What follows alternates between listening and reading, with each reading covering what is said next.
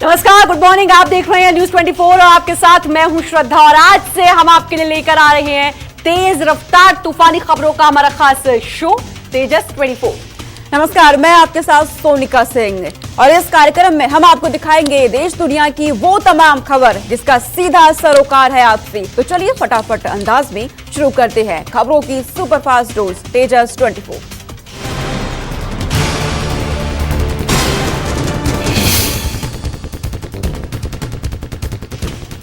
चीन में सोमवार को एक यात्री प्लेन क्रैश हो गया जिसमें सवार 132 यात्रियों की जान चली गई।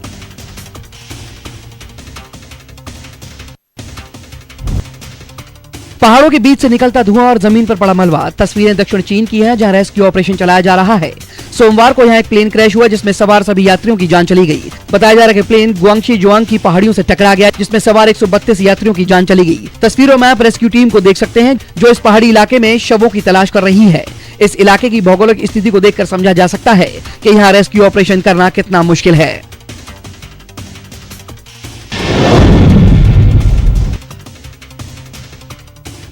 चीन में सोमवार को हुई दुर्घटना के बाद भारत में भी बोइंग विमानों की निगरानी बढ़ा दी गई है।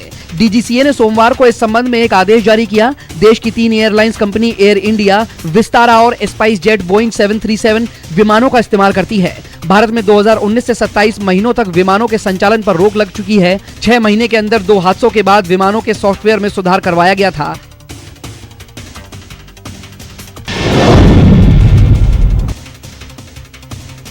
रूसी हमले के बाद यूक्रेन के तकरीबन हर शहर का आसमान धुएं से भरा हुआ दिख रहा है। सबसे ज्यादा बुरे हालात दक्षिणी पोर्ट सिटी, मरियुपोल और उससे सटे तलाकीवाका के हैं। सैटेलाइट तस्वीरें इरपिन, होस्टमल, कीव का उत्तर पूर्वी इलाका, चर्नहीव और निवोसिल्विका के आसपास के गांव में रूस और बेलारूस के सैनिक दिखाई दे रहे हैं।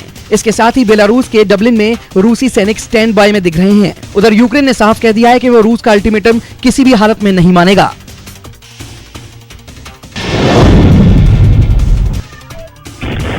ये वीडियो यूक्रेन के शहर खेरसान का है जहां यूक्रेन समर्थकों पर रूसी सैनिकों ने ग्रेनेड फेंके। इस वीडियो को यूक्रेनी सेना ने जारी किया है। इस दौरान रूसी सैनिकों ने प्रदर्शन कर रहे लोगों पर फायरिंग भी की। ये सीसीटीवी फुटेज खेरसान के फ्रीडम स्क्वायर का है जहां कई लोग रूसी सैनिकों के विरोध में प्रदर्शन कर रहे थे। बताया जा रहा है इस घटना में कई प्रदर्शनकारी घायल हुए हैं। यूक्रेन पर जारी हमलों के बीच एक बार फिर से राष्ट्रपति ज़ेलेंस्की मीडिया के सामने आए और एक टीवी चैनल को दिए इंटरव्यू में उन्होंने कहा कि हम रूस का अल्टीमेटम स्वीकार नहीं कर सकते। Вони можуть бути історичними. Ми нікуди не дінемось. Ми прийдемо до референдуму. Народ буде. साथ ही ज़ेलेंस्की ने नाटो को भी साफ शब्दों में कह दिया कि या तो वो सदस्यता दे वरना ये हम मान लेंगे कि नाटो रूस से डर गया है।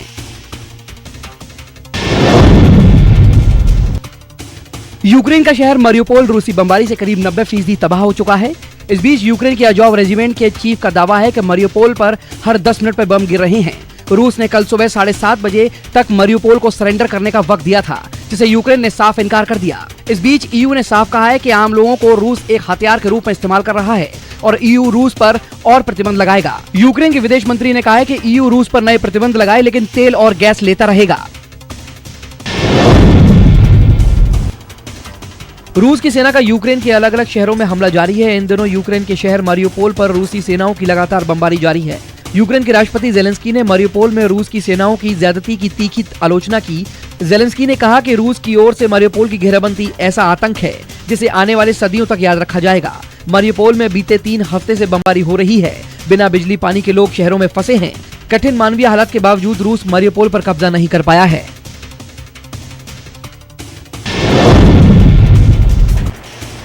रूस के मरियुपोल में भारी बमबारी के बीच मरियुपोल सिटी काउंसिल का दावा है कि लोगों को जबरन रूस ले जाया जा रहा है। एक सांसद ने दावा किया है कि लोगों को रूस के दूर दराज के इलाकों में जबरन मजदूरी कराने के लिए जाया जा रहा है। इधर सिटी काउंसिल का कहना है कि कब्जा करने वाले यूक्रेन से लोगों को रूस जाने को मजबूर कर रहे हैं। पूर्वी यूक्रेन में रूस समर्थित अलगाववादियों ने कहा है कि 5 मार्च के बाद 2973 लोगों को मरियुपोल से रूस ले जाया गया, जिनमें पिछले 24 घंटे में ले जाए गए 541 यूक्रेन वासी भी शामिल हैं।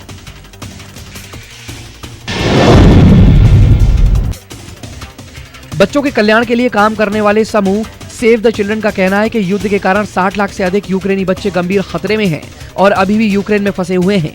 यूक्रेन के अस्पतालों और स्कूलों पर हमले बढ़े हैं। रूसी गोलाबारी से 464 स्कूल, 42 अस्पताल क्षतिग्रस्त हुए हैं। यूएन के मुताबिक 24 फरवरी से रूसी हमला शुरू होने के बाद से अब तक कम से कम 925 आम लोग मारे गए हैं, जिनमें 75 बच्चे शामिल हैं। इसके साथ ही रूसी हमले में करीब 1,500 लोग घायल हुए हैं। ये आंकड़ा ज्यादा भी हो सकता है।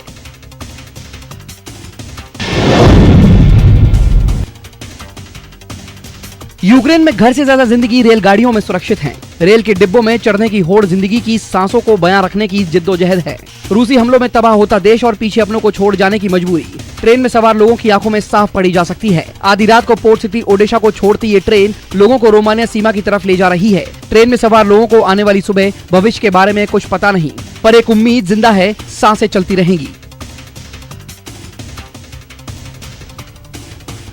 और रूस साइबर अटैक की तैयारी कर रहा है, यह दावा किया है अमेरिका ने और इसके कई सबूत अमेरिका के पास हैं। लेकिन उससे पहले एक बड़ी खबर का रुख करते हैं। अमेरिकी राष्ट्रपति बाइडेन का भारत पर बड़ा बयान सामने आया है। बाइडेन ने रूस के रुख का बचाव किया है, रूस पर के रुख का बचाव किया। कहा कि रूस पर अस्पष्ट रुख के बावजूद भारत अहम सहयोगी है। रूस मामले में हमारे सहयोगियों में भारत अपवाद है, यह बड़ा बयान दिया है अमेरिका ने। तो रूस पर अस्पष्ट रुख को लेकर यह बयान दिया है और कहा है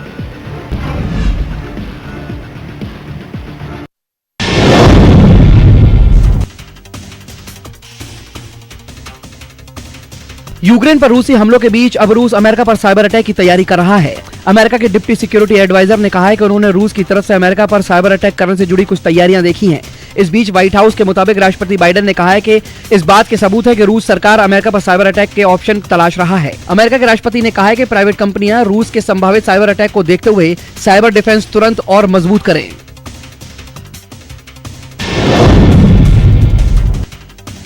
अमेरिका के राष्ट्रपति जो बाइडेन शुक्रवार को पोलैंड जाएंगे। इस दौरान वो नाटो और यूरोपीय संघ के सदस्यों के साथ यूक्रेन के संकट पर चर्चा करेंगे। इस बीच अमेरिकी राष्ट्रपति ने यूरोप के नेताओं से यूक्रेन की सुरक्षा और गहराते मानवीय संकट में मदद पहुंचाने को लेकर चर्चा की। बाइडेन ने नागरिकों पर हमले करने की रूस की घिनौनी रणनीति पर ब्रिटेन, फ्रांस, जर्मनी और इटली के नेताओं से बात की। व्हाइट हाउस का कहना है कि बाइडेन की यूक्रेन जाने पर अभी कोई विचार नहीं किया गया है।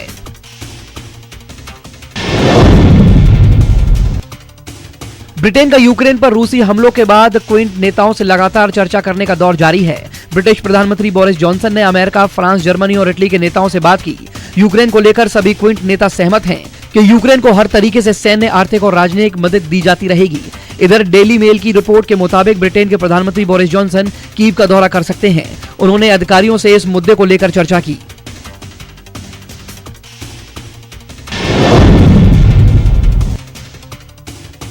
यूक्रेन के रक्षा मंत्री ने दावा किया कि रूस में यूक्रेन में स्टेट टेररिज्म को अंजाम दे रहा है। लंदन में ब्रिटेन के रक्षा मंत्री से मुलाकात के बाद यूक्रेन के रक्षा मंत्री ने कहा कि रूस यही दूसरे देशों में अंजाम देगा। यूक्रेन के रक्षा मंत्री के मुताबिक रूसी हमले में 150 बच्चों की मौत हो गई है। 400 से ज्यादा स्कूल और किंडरगार्टन, 110 से ज्यादा अस्पतालों में रूस ने बम गिराए। यूक्रेन का कहना है कि पुतिन को स्वीकार करना चाहिए कि उन्होंने गलत किया और यूक्रेन को अकेला छोड़ देना चाहिए।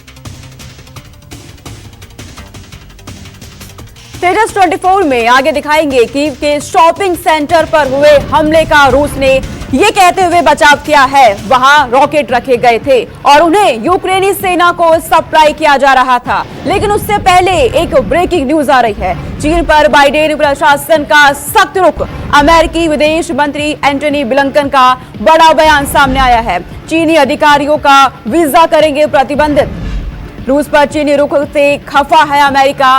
रूस को मदद करने को लेकर चेतावनी दे चुके हैं।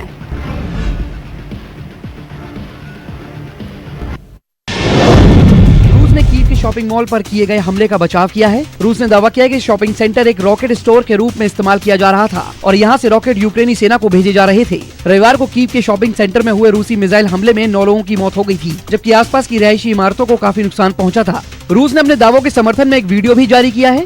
यूक्रेन के रूस पर हमले शुरू होने के बाद से हजारों लोगों की मौत हो चुकी है और लाखों लोग शरणार्थी बन गए हैं।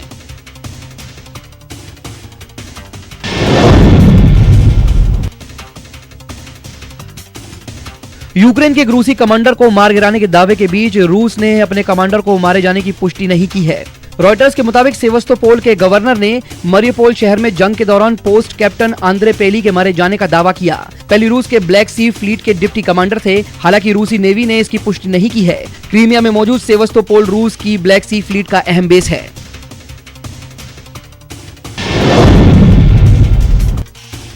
पाकिस्तान की राजधानी में आज इस्लामिक देशों के संगठनों के विदेश मंत्रियों का जमावड़ा होगा। आईओसी विदेश मंत्रियों के 2 दिवसीय सम्मेलन में चीनी विदेश मंत्री भी शिरकत करेंगे। ऑर्गेनाइजेशन ऑफ इस्लामिक कोऑपरेशन के सम्मेलन में फिलिस्तीनी इस्लामोफोबिया और जलवायु परिवर्तन पर चर्चा होगी। आईओसी कॉन्फ्रेंस में कश्मीर के अलगाववादी नेता मीरवाइज फारूक को भी न्योता दिया गया था, जिस पर भारत ने तीखी प्रतिक्रिया व्यक्त की थी। भारत ने विरोध जताते हुए कहा था कि विदेश मंत्रियों की बैठक में आतंकवाद का समर्थन करने वाले नेताओं को बुलाना शर्मनाक है।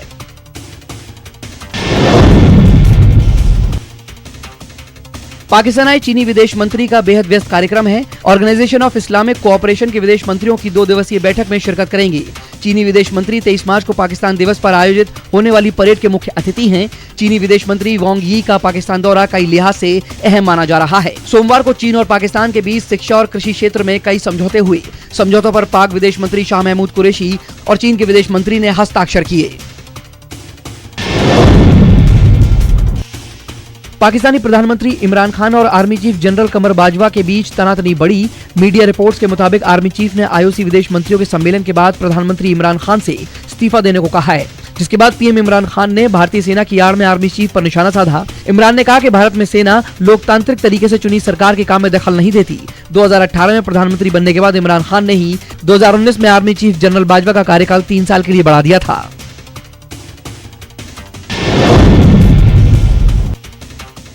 पाकिस्तान में अपनी कुर्सी पर आए खतरे के बीच पीएम इमरान खान ने सोमवार को सुप्रीम कोर्ट का दरवाजा खटखटाया। याचिका में तहरीक-ए-इंसाफ के पार्टी के बागियों पर जल्द फैसला लेने की मांग की गई है। संविधान के अनुच्छेद 63A दल बदल में सांसदों की अयोग्यता से संबंधित है। कयास लगाए जा रहे हैं कि इमरान खान इमरजेंसी लगा सकते हैं। हालांकि विपक्ष का कहना है कि प्रधानमंत्री के पास बहुमत नहीं, लिहाजा वो आपातकाल नहीं लगा सकते। इमरान खान सरकार पर मीडिया पर दबाव डालकर अपने पक्ष में खबरें चलाने के आरोप लग रहे हैं।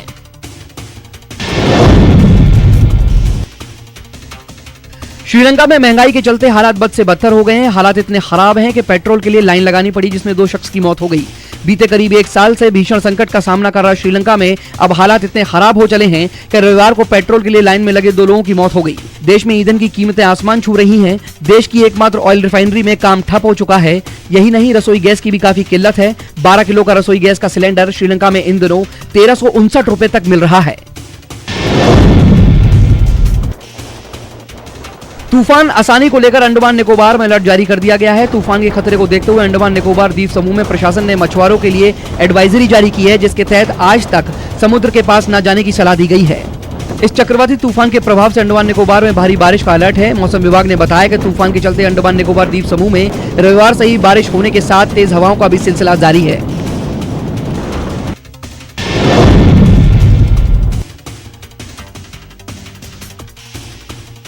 थल सेना अध्यक्ष मनोज मुकुंद नरवणे ने एलएसी पर चीन के नापाक हरकतों को लेकर कहा है कि ये कहना मुश्किल है कि एलएसी पर तनाव और बढ़ सकता है, लेकिन अगर और तनाव बढ़ा तो भारतीय सेना इसके लिए पूरी तरह से तैयार है। थल सेना अध्यक्ष ने कहा कि अगर ऐसा होता है तो युद्ध ही आखिरी विकल्प है। हम युद्ध के लिए और साथ ही जीतने के लिए पूरी तरह से तैयार हैं। आपको बता दें कि चीन लगातार अपनी विस्तारवादी नीतियों के तहत एलएसी पर नापाक हरकतें करता रहता है।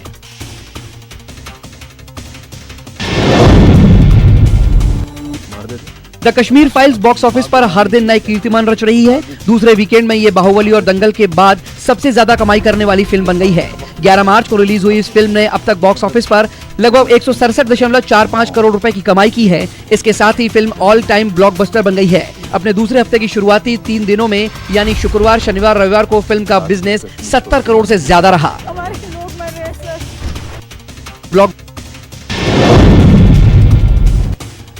महिला विश्व कप में भारत की राह आसान नजर नहीं आ रही। अब भारत को अपने बचे मुकाबलों में बड़े अंतर के साथ जीत दर्ज करनी होगी। भारत और बांग्लादेश के बीच आज सुबह 6:30 बजे मैच खेला जाना है, जहां भारत को ये मैच बड़े अंतर से जीतना होगा। साथ ही बाकी बचे मैच में भारत को बड़ी जीत दर्ज करनी होगी। दरअसल भारत ने अपने पिछले 2 मैच गंवाए हैं और 5 में से 2 जीत, 3 हार के साथ 4 अंकों के साथ पॉइंट्स टेबल में चौथे स्थान पर है। भारत के ऊपर अभी ऑस्ट्रेलिया, साउथ अफ्रीका और वेस्ट इंडीज की टीम है।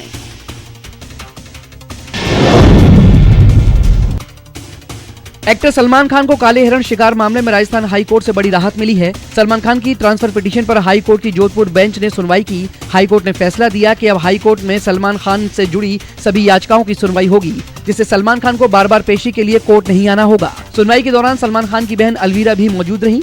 1998 में सभी मामलों को लेकर सलमान खान ने अपनी पिटीशन में एक साथ सुनवाई की मांग रखी थी, जिसे हाई कोर्ट की तरफ से स्वीकार कर लिया गया है।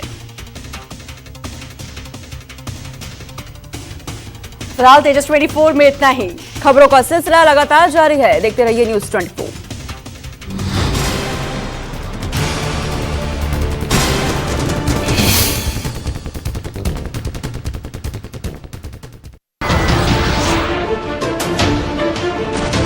नमस्कार, मैं हूं मानक गुप्ता। अगर आपको हमारा ये वीडियो पसंद आया हो तो इसे लाइक और शेयर जरूर करें, और हाँ, हमें सब्सक्राइब और फॉलो करना ना भूलें, ताकि आप देश और दुनिया की कोई खबर मिस ना करें। तो जुड़े रहिए हमारे साथ और देखते रहिए न्यूज़ 24।